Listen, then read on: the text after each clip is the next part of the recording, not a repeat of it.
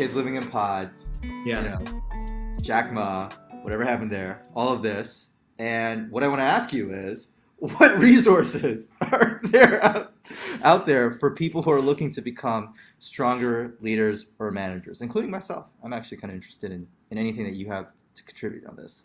I like it. Well, if you're worried about this whole idea that you're going through in terms of us living in a simulation, which we almost certainly do, there's a new book out called Reality Plus, which I highly recommend. And then I recommend all of the books of science fiction that really push forward that thinking. Interesting work going on in the philosophy sense. Moving more seriously into like some of the places, I asked my engineers this question because a lot of them have moved into managerial roles. And one of the first thing he told me is like, Luke, I don't know if you can say this, but one of the things I learned great management from is Star Trek. And I said, oh, that's interesting. He said, think about this because this, as Star Trek connected with me first as a person, he said. And then secondly, they're continually going through this challenge of how to stay alive and how to go toward this broader mission. And, I'm partial to the next generation. Some people like the other ones, right? Some people even like this new Picard one. It's too new for me. I'm old school. But, I think you can learn the point behind the point is that I think you can learn a lot of management from interesting places, and you don't need to just look at business books. The problem with business books at the end of the day is that historically they have one idea that's just kind of interesting, and then they get resonance with that idea, and then eventually have to write a book that's 300 pages long, explaining how that 3-page idea manifests in tons of different places. I think there are some books that push the conversation forward and help me as a manager in terms of tool-based things.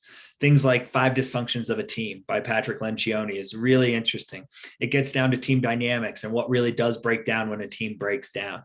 Things like Scaling Up, which gets through how hard it is to move from a $1 million company to a $10 million company, and then a $10 million company to a $50 million company. What are the cadences of management? What are the heartbeats of management? What are the ways you actually can go into and actually build a company that has the right heartbeat? I think good stuff is there. I think tomes like Crucial Conversations resonate for a lot of reasons, right? Because they have tools for how we should approach our mindsets as we go into managerial discussions, ways we should approach the long term with our team, and then actually look to go up the ladder of inference to find common ground as we're building things. And I think tools like that, the Crucial Conversations, really break down some of the core mindsets and ways of having the skills of being a manager. So I'm partial to those.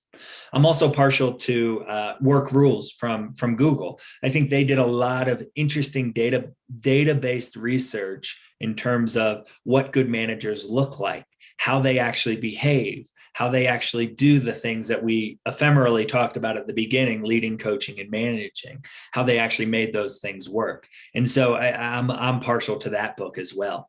And so, when I look at those, it's a combination of more tactical and more kind of like aspirational things. Something like Star Trek would be more aspirational. Something like Give and Take from Adam Grant, I think, is actually a really good book for getting into the right mindset of realizing that even as you're getting things done, helping people at the core is what management is all about. And that's how you actually long-term get more things done. And so, this is kind of a smorgasbord of different things that I've given you, but there's some technical ones like Scaling Up, Crucial Conversations, 5 Dysfunctions of a Team, some aspirational ones that certainly have shaped me and shaped how I think about leadership, management, and my role in a company.